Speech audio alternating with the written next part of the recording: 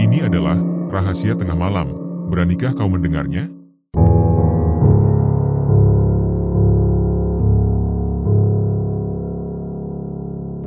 Setiap perbuatan yang dilakukan manusia pasti akan ada balasannya. Saat seseorang berbuat kebaikan, suatu hari nanti kebaikan itu akan kembali pada dirinya sendiri. Sebaliknya, perbuatan buruk juga akan membawa akibat yang setimpal. Oleh karena itu, sebisa mungkin dalam menjalani kehidupan, manusia seharusnya memperbanyak perbuatan baik. Seperti pepatah lama yang mengatakan bahwa siapa yang menebar angin, dia akan menuai badai. Demikian pula, apa yang ditanam akan tumbuh sesuai dengan bibitnya. Jika menanam tomat, tak mungkin yang tumbuh adalah rumput. Manusia yang baik adalah mereka yang memberi manfaat bagi orang lain, bukan yang merugikan atau membuat sesama menderita. Tersebutlah sebuah kisah yang syarat makna. Reno, seorang pemuda yang tinggal di sebelah rumah Tiara, suatu hari terlihat berjalan sambil membawa map di tangannya. Rupanya, dia sedang berusaha menawarkan rumah milik Bu Zaskia kepada para tetangga. Ketika warga bertanya mengapa rumah itu dijual dan kemana pemiliknya pergi, Reno mengatakan bahwa Bu Zaskia mengajaknya untuk pindah ke kampung halaman almarhum suaminya di luar kota. Dia mengatakan bahwa Bu Zaskia sudah lebih dulu berangkat ke sana, sementara Reno ditugaskan untuk menjual rumah tersebut. Setelah rumah terjual, barulah dia akan menyusul Bu Zaskia. Warga sempat merasa heran karena Bu Zaskia tidak pamit terlebih dahulu kepada Pak RT atau warga sekitar. Namun mereka mengira bahwa mungkin Bu Zaskia terburu-buru sehingga tak sempat berpamitan. Tiara, yang saat itu sedang menyapu halaman rumah, tanpa sengaja mendengar percakapan antara Reno dan warga tersebut. Nama Bu Zaskia membuat ingatannya kembali pada sosok wanita parubaya yang beberapa waktu lalu pernah ia tolong. Pagi itu, Tiara sedang berbelanja sayur di sebuah warung milik warga keturunan Tionghoa. Ia melihat Bu Zaskia berjalan dengan langkah pelan menuju warung yang sama. Kehadiran Bu Zaskia disambut dengan ekspresi tak ramah oleh pemilik warung. Ketika Bu Zaskia menyampaikan niatnya untuk berhutang membeli beras setengah liter dan 2 butir telur, pemilik warung menolak dengan nada keras. Hutang Bu Zaskia yang terdahulu masih belum dibayar, dan pemilik warung merasa jengkel karena Bu Zaskia tak pernah melunasi utang-utang sebelumnya. Bu Zaskia mencoba membujuk dengan mengatakan bahwa ia memohon untuk berhutang demi Reno, keponakannya, yang belum makan. Namun, permohonannya tak diindahkan. Pemilik warung, yang terkenal ketus, justru menyalahkan Bu Zaskia karena menurutnya, Reno tak seharusnya dimanjakan, apalagi dalam kondisi ekonomi yang sulit.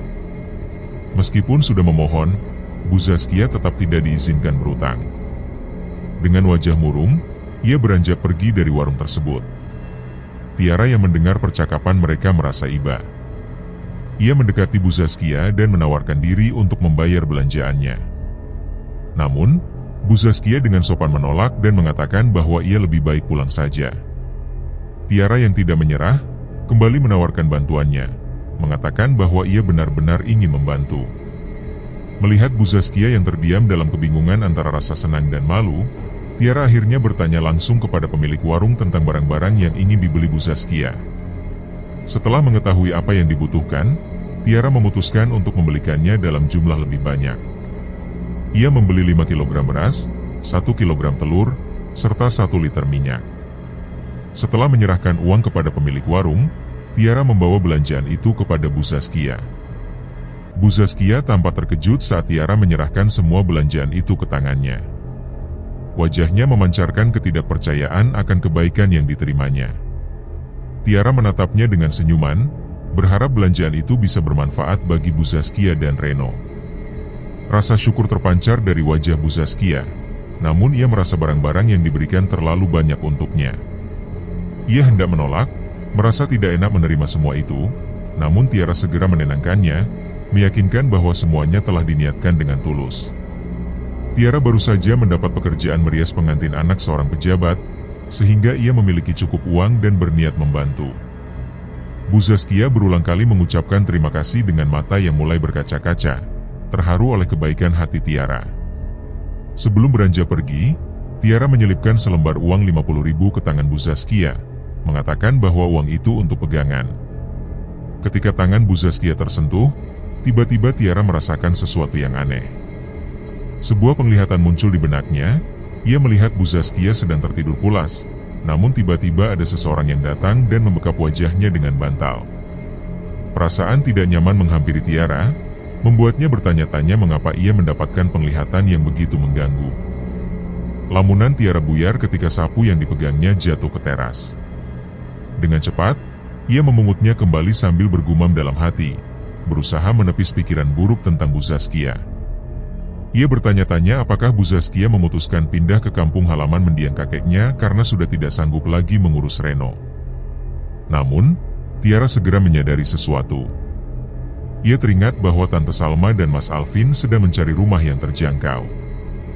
Mungkin mereka akan tertarik membeli rumah Bu Zaskia. Jika mereka membeli rumah itu, Tiara akan menjadi tetangga mereka. Setelah merenung sejenak, Tiara mengambil ponselnya dan menelepon adik ibunya.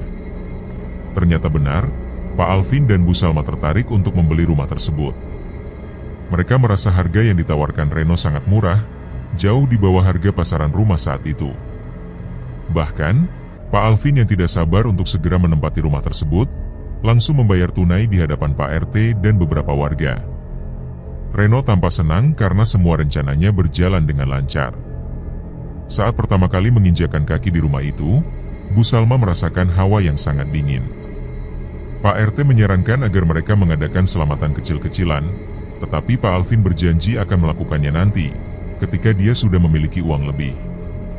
Semua tabungan mereka telah habis untuk membeli rumah tersebut secara tunai. Seorang warga sempat mengingatkan bahwa menempati rumah baru tanpa selamatan sering dianggap pamali, apalagi Bu Salma sedang hamil. Mitos mengatakan bahwa makhluk halus suka mengganggu ibu hamil. Namun, Pak Alvin menganggap hal itu hanyalah omong kosong.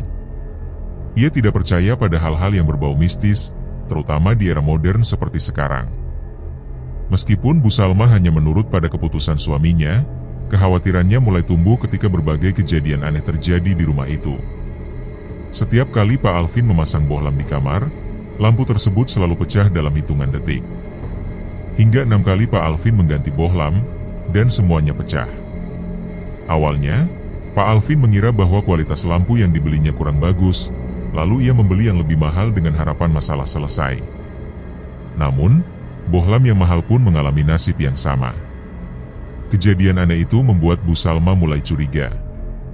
Ia merasa mungkin masalah ini berkaitan dengan selamatan rumah yang belum mereka adakan. Namun, Pak Alvin dengan santainya menepis kekhawatiran tersebut, menganggap bahwa masalahnya mungkin terletak pada kabel listrik yang konslet atau gigitan tikus yang merusak instalasi. Bu Salma memilih diam, tidak ingin memperpanjang argumen dengan suaminya. Malam itu, mereka terpaksa menggunakan senter sebagai penerangan di kamar karena semua bohlam sudah tidak bisa digunakan. Saat tengah malam, di antara sadar dan tidak sadar, Bu Salma merasakan selimutnya ditarik hingga jatuh ke lantai. Ketika mencoba mengambilnya kembali, ia terkejut melihat sosok bayangan yang bongkok berjalan melayang di depan matanya, menarik selimut yang dipakai Pak Alvin. Ketakutan yang amat sangat menghampiri Bu Salma, membuatnya langsung pingsan ketika sosok itu berbalik dan menatapnya. Keesokan paginya, Pak Alvin merasa heran saat mendapati dirinya tertidur di kamar mandi. Padahal, ia ingat betul bahwa semalam ia tidur di kamar bersama istrinya. Bu Salma kemudian menceritakan semua kejadian mengerikan yang ia alami, termasuk sosok misterius yang sempat menarik selimut mereka. Namun, Pak Alvin lagi-lagi tidak menganggap serius cerita itu. Ia menyarankan agar Bu Salma tidak memikirkan hal-hal yang tidak-tidak, karena mungkin kejadian semalam hanyalah halusinasi akibat stres menjelang kelahiran bayi mereka. Setelah berbicara singkat, Pak Alvin pun segera berangkat kerja, meninggalkan Bu Salma yang masih dibayangi ketakutan akan sosok misterius yang menghantui rumah mereka. Bu Salma merasa sangat kesal karena pengaduannya tentang hal-hal aneh di rumah tidak pernah dipercaya oleh suaminya, Pak Alvin. Ia mulai meragukan dirinya sendiri, berpikir bahwa mungkin semua yang dialaminya hanyalah halusinasi yang muncul akibat ketegangan menjelang kelahiran anak pertama mereka. Namun, kejadian yang dialaminya pagi itu membuatnya semakin bingung dan ketakutan. Saat itu, Bu Salma sedang sendirian di ruang makan, menikmati sarapan mie goreng. Ia meninggalkan meja makan sebentar untuk mengambil air minum dari dispenser di dapur. Ketika kembali, Ia terkejut mendapati mie goreng yang tadi terlihat normal kini berubah menjadi sekumpulan cacing hidup yang menggeliat. Perasaan mual langsung menyergapnya, namun itu belum seberapa. Tiba-tiba, Bu Salma mendengar suara keran air menyala dari arah kamar mandi. Ia merasa heran karena tidak ingat pernah menyalakan keran tersebut. Ia mencoba berprasangka baik, berpikir bahwa mungkin Pak Alvin lupa mematikannya sebelum berangkat kerja. Dengan pikiran itu, ia berjalan menuju kamar mandi untuk memastikan dan mematikan keran yang menyala. Namun, sesuatu yang aneh terjadi. Setelah ia mematikan keran dan meninggalkan kamar mandi, suara air kembali terdengar. Saat ia memeriksa lagi, keran itu menyala sendiri, mengalirkan cairan merah kental yang berbau amis. Cairan itu bukanlah air, melainkan darah segar. Ketakutan mulai meliputi Bu Salma. Tubuhnya menggigil, dan bau amis itu membuatnya mual hingga hampir muntah. Dengan tergesa, ia berlari keluar rumah untuk mencari udara segar. Ia kemudian menelepon Tiara, seorang teman dekat yang ia percayai, dan meminta Tiara untuk menemaninya hingga Pak Alvin pulang. Saat Tiara tiba, ia segera mencoba menenangkan Bu Salma. Mereka duduk di teras rumah sambil berbincang. Namun, tanpa disangka, Tiara mendadak merasakan pusing yang luar biasa. Tengkuknya terasa berat seperti ditindih benda besar. Ia menyadari bahwa apa yang dirasakannya mungkin adalah akibat dari bentrokan energi positif dan negatif di sekitarnya. Tiara berusaha menetralisir suasana dengan membaca ayat-ayat Al-Quran, dan rasa berat di tubuhnya perlahan menghilang. Namun, pandangan Tiara tiba-tiba tertuju pada kamar yang pintunya sedikit terbuka. Dari sana, ia melihat bayangan hitam berbentuk sosok dengan rambut kusut berjalan terbungkuk-bungkuk di sekitar ranjang. Sosok itu tampak mondar-mandir dengan gerakan yang menyeramkan. Ketika sosok itu sadar sedang diperhatikan, ia menoleh ke arah Tiara, menatap dengan mata merah menyala. Tiara langsung beristighfar dalam hati, dan sosok itu menghilang ketika ia mulai membaca ayat kursi. Tiara yakin bahwa energi negatif yang menguasai rumah ini sangat kuat, terutama di kamar yang ditempati pasangan suami istri tersebut. Ia teringat bahwa suasana rumah ini dulu tidak seperti ini ketika masih dihuni oleh keluarga sebelumnya, yaitu Bu Zaskia dan Reno. Bu Salma, yang memperhatikan perubahan sikap Tiara, bertanya dengan nada khawatir. Tiara, yang tidak ingin menambah ketakutan Bu Salma, mengarang alasan bahwa ia hanya terkejut melihat kecoa melintas. Malam harinya, Pak Alvin yang sudah lelah dengan gangguan di rumah mencoba memperbaiki lampu kamar yang sering konslet. Namun, kejadian aneh kembali terjadi. Setelah beberapa kali gagal, ia melempar lampu dengan kesal ke arah pintu kamar. Rasa frustrasi itu memuncak ketika ia menginjak lantai dengan marah. Tiba-tiba, sosok berbentuk terbungkuk dengan rambut kusut muncul, menatapnya penuh amarah. Sosok itu menggeram dan berkata agar Pak Alvin tidak menginjak kebunnya. Tidak lama kemudian, ranjang di kamar mereka berguncang hebat, seolah ada tangan besar yang menggoyangnya. Guncangan itu membuat Pak Alvin dan Bu Salma kehilangan keseimbangan hingga terjatuh. Ketakutan, mereka berlari keluar rumah untuk meminta pertolongan warga. Pak Alvin, yang awalnya skeptis, kini percaya bahwa Bu Salma tidak berbohong. Warga yang sedang berjaga ikut menemani pasangan itu.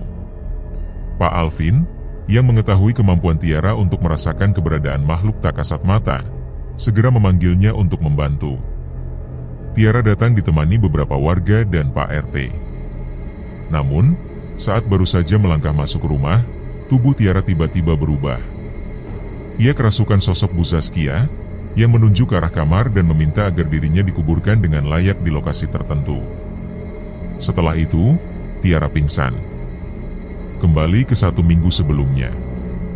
Azan subuh baru saja berkumandang dari sebuah masjid di perkampungan yang jauh dari hiruk-pikuk perkotaan. Aktivitas warganya mulai terlihat, termasuk di sebuah rumah sederhana yang terletak di ujung kampung. Rumah itu hanya dihuni oleh 2 orang, Bu Zaskia, seorang wanita berusia 47 tahun, dan keponakannya, Reno, seorang remaja berusia 17 tahun. Bu Zaskia telah merawat Reno sejak bayi karena kedua orang tua Reno telah meninggal dunia. Ayahnya, Ardian, tewas dalam kecelakaan tragis. Dalam perjalanan menuju rumah sakit untuk menemani istrinya yang hendak melahirkan, Ardian mengalami kecelakaan tabrak lari yang mengerikan. Sepeda motornya ringsek, dan tubuhnya tak lagi utuh setelah dihantam truk tronton bermuatan pasir yang melaju kencang dari arah berlawanan. Sementara itu, Ibu Reno, Hetty, yang saat itu sedang dalam proses melahirkan, mengalami komplikasi serius. Bayi dalam kandungannya, yang adalah Reno, terlilit ari-arinya sendiri sehingga dokter harus segera melakukan operasi sesar. Namun, usia Hetty yang sudah menginjak 42 tahun, ditambah riwayat tekanan darah tinggi, memperparah kondisinya. Meskipun Reno lahir dengan selamat, Hetty mengalami pendarahan hebat dan kekurangan darah. Usaha untuk mencari donor darah tidak membuahkan hasil karena golongan darah Hetty termasuk langka. Akhirnya, nyawa Hetty tidak terselamatkan. Tangisan Reno yang baru lahir kala itu bukan hanya tangisan biasa. Itu adalah simbol dari kesedihan mendalam, karena kehadirannya di dunia dibayar dengan kehilangan kedua orang tuanya sekaligus. Di tengah tragedi itu, Zaskia, adik Hetty yang masih lajang, bertekad untuk mengambil alih tanggung jawab besar tersebut. Dengan air mata yang mengalir di pipinya, ia menggendong bayi Reno ke makam orang tua Reno. Di sana, ia berjanji untuk merawat bayi mungil itu dengan segenap kemampuannya. Ia memohon agar sang kakak dan kakak iparnya dapat beristirahat dengan tenang, sementara dirinya akan berjuang membesarkan Reno sebagai anaknya sendiri. Sejak hari itu, Bu Zaskia mengabdikan hidupnya untuk Reno. Ia bahkan meminta Reno memanggilnya ibu, agar anak itu merasakan kehangatan keluarga, meski bukan dari orang tua kandungnya. Untuk merawat Reno, Bu Zaskia rela berkorban banyak hal. Ia menolak beberapa lamaran pria yang ingin menikahinya karena mereka keberatan menerima Reno sebagai bagian dari hidup mereka. Zaskia lebih memilih hidup sendiri, bekerja keras sebagai penjual nyiru keliling agar tetap bisa merawat Reno tanpa harus meninggalkannya. Seiring waktu, tantangan semakin berat. Reno harus putus sekolah setelah hanya menyelesaikan 1 tahun di SMP karena Bu Zaskia tidak mampu lagi membiayai pendidikannya. Bahkan untuk makan sehari-hari saja, mereka sering kekurangan. Meskipun begitu, Bu Zaskia tetap berusaha keras, meski usianya semakin menua dan tenaganya tidak sekuat dulu. Pagi itu, Bu Zaskia sedang bersiap-siap untuk berjualan nyiru keliling. Di sisi lain, Reno baru saja bangun dari tidurnya. Remaja itu tampak kesal ketika tidak menemukan makanan di atas meja. Ia merasa lapar, namun tudung saji di meja makan hanya menyembunyikan ketiadaan. Ketidakpuasan Reno semakin menjadi. Ia memanggil Bu Zaskia dengan suara keras, mempertanyakan mengapa tidak ada makanan untuk sarapan. Bu Zaskia yang mendengar teriakan Reno segera menghampiri, mencoba menjelaskan dengan lembut bahwa kemarin dagangannya tidak laku sehingga ia tidak memiliki uang untuk membeli beras. Ia memohon agar Reno bersabar dan mendoakannya supaya jualannya hari itu laku. Namun, Reno yang sedang kesal tidak peduli dengan penjelasan itu. Ia membentak dan menyuruh Bu Zaskia untuk segera memasak sesuatu, tanpa memedulikan perasaan wanita yang telah merawatnya sejak kecil itu. Bu Zaskia hanya bisa bersabar, meskipun hatinya terasa sakit melihat sikap Reno. Perasaan sedih yang menggelayut di hati Bu Zaskia bukan hanya karena kondisi ekonomi mereka yang sulit, tetapi juga karena ia merasa gagal memberikan kehidupan yang layak bagi Reno. Ia pernah berharap bahwa Reno akan mendapatkan pendidikan yang baik dan masa depan yang cerah. Namun, kenyataan berkata lain. Kini, di usia 47 tahun, tenaga Bu Zaskia semakin melemah. Namun, cintanya kepada Reno tetap tak tergoyahkan. Ia terus berjuang, meskipun tubuhnya lelah dan penghasilannya dari berjualan nyiru tidak mencukupi. Semua itu dilakukan demi satu tujuan, memberikan kehidupan bagi keponakannya, satu-satunya keluarga yang ia miliki. Bu Zaskia telah merawat Reno sejak bayi. Setelah kedua orang tua Reno meninggal dunia, ia mengambil alih tanggung jawab besar itu tanpa ragu. Namun, Reno yang dulu adalah anak kecil yang manis, sopan, dan penuh hormat, kini berubah menjadi remaja yang kasar, egois, dan tidak tahu terima kasih. Bu Zaskia selalu berusaha bersabar, meskipun dalam hatinya seringkali ia merasa hancur melihat perubahan drastis pada keponakannya yang begitu ia cintai. Perubahan sifat Reno dimulai sejak ia salah memilih pergaulan. Ia sering menghabiskan waktu bersama sekelompok remaja di pos ronda, yang kerjanya hanya bermalas-malasan. Mereka bermain kartu, gitar, catur, atau sekadar mengganggu anak gadis yang lewat. Lingkungan pergaulan itu memperburuk sikap Reno. Ia menjadi semakin keras kepala dan tidak mau mendengar nasihat dari Bu Zaskia. Bahkan ketika diminta mencari pekerjaan untuk membantu kehidupan mereka, Reno dengan tegas menolak. Reno, yang kini lebih banyak menghabiskan waktunya bersama teman-teman di pos ronda, sering ditekan oleh teman-temannya agar menjadi bagian penuh dari kelompok mereka. Ia diharuskan mengikuti aturan mereka, seperti begadang di pos ronda, merokok, dan bahkan mabuk-mabukan. Awalnya, Reno ragu, tetapi pengaruh lingkungan dan bujukan teman-temannya membuatnya akhirnya larut dalam kebiasaan buruk tersebut. Setiap kali Reno pulang, ia selalu meminta makan dengan nada kasar tanpa peduli kondisi Bu Zaskia. Suatu pagi, Reno mendapati meja makan kosong. Ia langsung meluapkan amarahnya kepada Bu Zaskia, yang saat itu sedang bersiap untuk berjualan nyiru keliling. Ketika Bu Zaskia mencoba menjelaskan bahwa ia belum memiliki uang untuk membeli bahan makanan karena dagangannya kemarin tidak laku, Reno sama sekali tidak mau mengerti. Ia memerintah Bu Zaskia untuk segera pergi ke warung dan membelikannya makanan, meskipun ia tahu sang tante tidak punya uang. Ketika Bu Zaskia mencoba menenangkan Reno dengan suara lembut, Reno malah semakin marah. Ia mendorong tubuh ringkih Bu Zaskia hingga jatuh ke lantai. Kepala Bu Zaskia membentur tembok, dan ia hanya bisa meringis menahan sakit. Reno, tanpa rasa bersalah sedikit pun, kembali berteriak memaksanya untuk segera berangkat ke warung. Dengan hati yang penuh luka, Bu Zaskia akhirnya menuruti kemauan Reno. Ia bangkit perlahan sambil menahan sakit di punggungnya. Ia kemudian berangkat ke warung meskipun tubuhnya terasa lemas. Sesampainya di rumah setelah membeli beberapa kebutuhan sederhana, Reno kembali menunjukkan sifat kasarnya. Ia merampas uang yang masih tersisa dari belanjaan Bu Zaskia, mengaku akan menggunakannya untuk mentraktir gadis yang sedang ia dekati. Bu Zaskia yang memohon agar uang itu dikembalikan untuk membeli token listrik malah didorong lagi oleh Reno hingga ia kembali terjatuh. Saat Reno pergi, Bu Zaskia hanya bisa terduduk sambil mengusap kakinya yang terasa sakit akibat dorongan tadi. Perutnya keroncongan, tetapi ia tahu bahwa gas di dapur sudah habis, sehingga tidak ada yang bisa dimasak. Ia memutuskan untuk hanya meminum air putih sebagai pengganjal rasa laparnya sebelum berangkat berjualan. Hari itu, dengan tubuh yang masih terasa lemah, Bu Zaskia tetap berjualan nyiru seperti biasa. Ia melewati warung nasi milik Teh Ida yang langsung memanggilnya. Teh Ida membeli beberapa nyiru untuk menjemur bawang merah dan rengginang. Bu Zaskia bersyukur meskipun hanya sedikit dagangan yang laku hari itu. Setelah berterima kasih kepada Teh Ida, ia melanjutkan perjalanannya menjajakan nyiru sambil berharap dagangannya laku lebih banyak untuk bisa membawa pulang bahan makanan dan kebutuhan lainnya. Baru berjalan beberapa langkah, tubuh Bu Zaskia jatuh pingsan. Teh Ida yang melihat kejadian itu segera berteriak meminta pertolongan. Pak RT datang dengan tergesa-gesa, mencoba menyadarkan Bu Zaskia dengan mengoleskan minyak kayu putih di bibirnya. Setelah sadar, Teh Ida bertanya dengan penuh perhatian apakah Bu Zaskia sudah makan. Namun, perempuan parubaya itu hanya menundukkan wajah, tak sanggup berkata apa-apa. Merasa iba, Teh Ida segera memberinya 4 potong roti dan segelas teh manis hangat. Dengan tulus, ia menyuruh Bu Zaskia memakan roti tersebut sambil menyeruput teh. Setelah selesai, Bu Zaskia mengucapkan terima kasih dengan suara pelan yang dipenuhi rasa syukur sebelum berpamitan untuk kembali berjualan.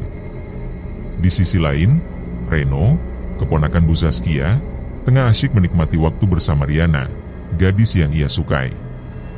Mereka duduk di sebuah kedai sederhana, makan batagor. Namun, sikap Riana yang cemberut membuat suasana menjadi kurang nyaman. Dalam hatinya, gadis itu merasa kecewa karena Reno hanya mampu mentraktirnya batagor alih-alih makan di tempat yang lebih mewah. Ia pun mulai mengeluhkan berbagai hal, dari cara Reno memperlakukannya hingga kebiasaan berjalan kaki yang membuatnya merasa lelah. Reno, yang merasa bersalah, mencoba membujuk dan berjanji untuk memenuhi permintaan Riana di masa depan. Meski setengah hati, Riana akhirnya menerima permintaan maaf itu. Ketika keduanya tengah menikmati makanan, Bu Zaskia kebetulan lewat di depan kedai. Mang Dadan, pemilik kedai, menyapanya dengan ramah dan menyuruhnya beristirahat. Ia bahkan menyediakan kursi plastik untuk Bu Zaskia duduk sejenak. Namun, Reno yang merasa malu karena melihat keberadaan tantenya di tempat itu malah bersikap kasar. Ia memerintah Bu Zaskia untuk segera pergi melanjutkan berjualan, seolah-olah wanita yang telah merawatnya sejak bayi itu hanya sebuah beban. Mang Dadan, yang tak tahan melihat sikap Reno, menegur pemuda itu dengan tegas. Ia mengingatkan Reno akan jasa besar Bu Zaskia yang telah membesarkannya seorang diri. Alih-alih merasa malu, Reno justru menjadi lebih marah. Dengan emosi yang meluap, ia menendang gerobak dagangan Mang Dadan sebelum pergi bersama Riana. Bu Zaskia, yang merasa sangat malu, hanya bisa meminta maaf kepada Mang Dadan atas kelakuan buruk keponakannya. Meski hatinya hancur, ia tetap berusaha tegar. Hari itu, untungnya ada kabar baik. Semua dagangannya diborong oleh Pak Kades, bahkan beliau memberinya bayaran lebih. Dengan perasaan sedikit lega, Bu Zaskia pulang ke rumah. Namun, begitu tiba di rumah, ia menemukan Reno sedang berduaan dengan Riana. Sebagai seorang wanita yang menjaga nilai-nilai agama, Bu Zaskia segera menegur mereka. Ia meminta Riana menjaga marwahnya sebagai seorang gadis. Sayangnya, teguran itu membuat Riana tersinggung. Ia memilih pergi begitu saja tanpa salam, meninggalkan Reno dalam keadaan bingung dan marah. Reno menyusul Riana dan mencoba membujuknya untuk tetap bersama. Riana, yang merasa jengah dengan sikap Bu Zaskia, sempat mengutarakan niatnya untuk mengakhiri hubungan. Reno pun berjanji akan segera memenuhi segala permintaannya, termasuk membelikan motor dan mengajaknya makan di tempat yang lebih mewah. Saat malam tiba, Reno kembali ke rumah dan memanggil-manggil Bu Zaskia. Namun, wanita itu sudah tertidur pulas karena kelelahan setelah seharian bekerja. Melihat tantenya yang tidur dengan begitu nyenyak, Reno merasa semakin kesal. Amarahnya memuncak, dan ia mulai merancang ide keji. Dalam pikirannya, jika Bu Zaskia tidak ada, ia bisa menjual rumah itu untuk membeli motor dan memenuhi keinginan Riana. Tanpa berpikir panjang, Reno mendekap wajah Bu Zaskia dengan bantal hingga wanita itu kehabisan napas. Tubuhnya terkulai lemas, tak lagi bernyawa. Untuk menghilangkan jejak, Reno mengubur tubuh Bu Zaskia di dalam kamar dan menyemennya menggunakan sisa semen yang ada di dapur. Setelah itu, Reno mencari sertifikat rumah untuk segera menjualnya. Namun, saat menemukan dokumen tersebut, hawa dingin tiba-tiba menyelimuti ruangan. Bulu kuduknya berdiri. Sosok Bu Zaskia yang seharusnya sudah tak bernyawa tiba-tiba muncul dari dalam lemari, menatap Reno dengan mata yang penuh luka. Reno berteriak ketakutan, tubuhnya gemetar, dan ia tak sanggup bergerak. Pada malam itu, keadilan tampaknya mulai hadir, membawa Bu Zaskia kembali dari alam yang tak kasat mata untuk menuntut balasan atas pengkhianatan dan kejahatan Reno. Setelah Tiara kembali sadar dari kerasukan sosok Bu Zaskia, ia segera bergabung dalam rapat bersama Pak RT dan warga lainnya. Rapat itu membahas misteri hilangnya Bu Zaskia. Pak RT merasa yakin bahwa kepergian Bu Zaskia berkaitan erat dengan hilangnya Reno. Kecurigaan ini muncul karena setelah Reno menjual rumah milik Bu Zaskia kepada Pak Alvin, ia pun ikut menghilang tanpa jejak. Tiara akhirnya menceritakan penglihatannya ketika kerasukan. Ia menggambarkan bagaimana ia seolah melihat seseorang menindih Bu Zaskia dengan bantal. Tiara yakin bahwa sosok Bu Zaskia yang merasukinya sebenarnya hanya ingin memberikan petunjuk tentang keberadaan jasadnya. Mendengar penjelasan itu, warga pun sepakat untuk membongkar kamar di rumah yang telah dijual Reno, dengan persetujuan Pak Alvin dan istrinya, Bu Salma. Pasangan itu tidak keberatan, bahkan berharap kebenaran segera terungkap agar mereka dapat kembali tinggal di rumah tersebut dengan nyaman. Saat pembongkaran dilakukan, semua orang dikejutkan oleh penemuan jasad Bu Zaskia yang tertutup adukan semen. Pak RT segera menghubungi pihak berwajib untuk menyelidiki kasus ini lebih lanjut.